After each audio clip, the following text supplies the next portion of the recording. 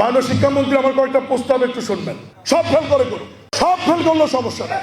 CC camera ওনারাই বন্ধ করে রাখবে, ওনারাই নকল সরবরাহ করবে।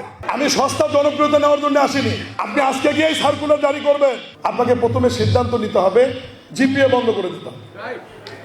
আপনি যেভাবে পাস করেছি আপনি আমার ওই ফরম্যাটে ফিরে যান।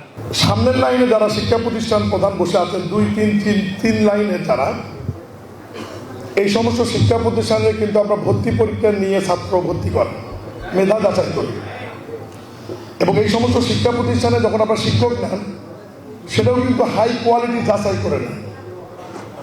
আমি এই কথাটা এই কারণে বলছি, আমি কিন্তু পুষ্টিহীন একটা ছাত্র, অনগ্রসর পরিবারের ছাত্র। আমি গ্রামে পড়াশোনা করেছি। তো পিছনের দিকে যারা বসে আছে, এই সমস্ত স্কুল কলেজ মাদ্রাসাগুলোতে কিন্তু পুষ্টিহীন ছাত্ররা বেশি পড়ে, অনগ্রসর পরিবারের সন্তানরা বেশি পড়ে। ওরা কিন্তু ইচ্ছা করলেও আপনাদের মতো ফলাফল করে দিতে পারবে না। আমি নিজেও টিচারই করেছি। আমি আপনাদেরকে চ্যালেঞ্জ দিয়ে বলতে পারবো, ওই স্কুলে ওই পরিমাণ ছাত্রকে আপনাদের এই সেট আপ টিচার যদি আমি পাঠিয়ে দেই, আপনারা যে ফলাফল করাবেন ওখানে ওই ফলাফল করাতে পারবেন না।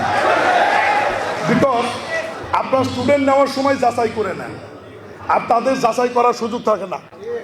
মাননীয় শিক্ষামন্ত্রী আমার কয়েকটা প্রস্তাব একটু শুনবেন। আমি ক্যান্টনমেন্ট স্কুল অ্যান্ড কলেজের প্রিন্সিপালের সাথে একমত। আপনাকে প্রথমে সিদ্ধান্ত নিতে হবে জিপিএ বন্ধ করে দিতে হবে। আপনি যেভাবে পাস করেছি আপনি আমার ওই ফরম্যাটে ফিরে যান। শেষ করি, আমি সস্তা জনপ্রিয়তা নেওয়ার জন্য আসিনি, আমি কিছু বাস্তব কথা বলি। দ্বিতীয় হচ্ছে, আপনাকে ভর্তির টার্গেট দিতে হবে, পাশের টার্গেট নয়। আপনি যদি গ্রামীণ স্কুল কলেজগুলোতে পাশের টার্গেট দিয়ে থাকেন যে এত পার্সেন্ট পাসটা করলে বেতন বন্ধ, ওই স্যারেরাই খাতায় লিখে দেয়। আপনি আজকে গিয়ে সার্কুলার জারি করবেন, ভর্তির টার্গেট দিয়ে দেন যে আপনার স্কুলে 6, 7, 8, 9, 10-এ এত পরিমাণ ছাত্রছাত্রী ভর্তি করতে হবে, তারা যাতে ক্লাসে আসে এটা নিশ্চিত করতে হবে। পাশের টার্গেট দেওয়া যাবে, সব ফেল করে করুন, সব ফেল করলেও সমস্যা নেই।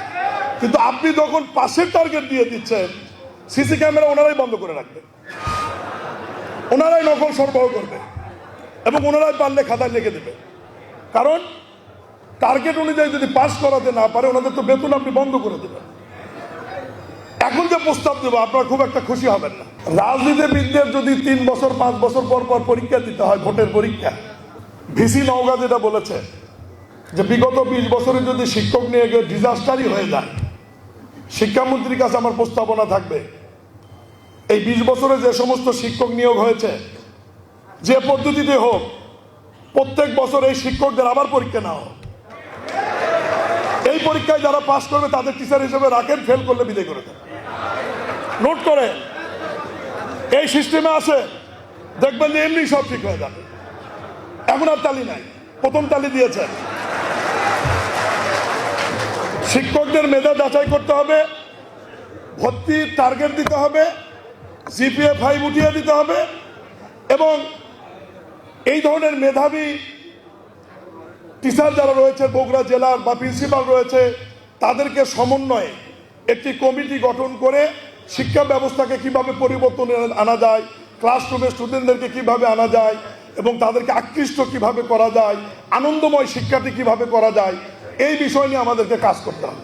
শিক্ষকদের 100% অ্যাসোসিয়েশন এবং পলিটিক্স বন্ধ করে দিতে হবে। শিক্ষকরা কোনো রাজনীতি করতে পারবে না, শিক্ষকরা কোনো অ্যাসোসিয়েশন করতে পারবে না।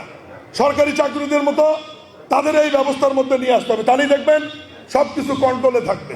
আমি যে প্রস্তাবগুলো দিলাম বিনয়ের সাথে বিবেচনা অনুরোধ রেখে, আর আপনি যে প্রস্তাবটা দিয়েছেন, আমি মাননীয় সংসদ সদস্য রেজাউল করিম বাদশা, মাননীয় সদস্য আমাদের মোর্শেদ মিল্টন সহ, আমরা বিএম এর প্রিন্সিপাল, ক্যান্টনমেন্ট বোর্ডের প্রিন্সিপাল, শাহিন স্কুলের প্রিন্সিপাল সহ আরও যারা মোটামুটি আছে, আমরা 15-20 জন মিলে মাঝে মাঝে বগুড়ায় বসে বগুড়াকে একটা মডেল শিক্ষা ব্যবস্থার জন্য কি করা যায়, ডিসি মহোদয়ের, জেলা শিক্ষা অফিসারের সহযোগিতা নিয়ে আমরা একটা ফর্মুলা, আরও কিছু রিসার্চ করে করে ওনাদের পরামর্শ নিয়ে আমরা আপনার কাছে উপস্থাপন করব।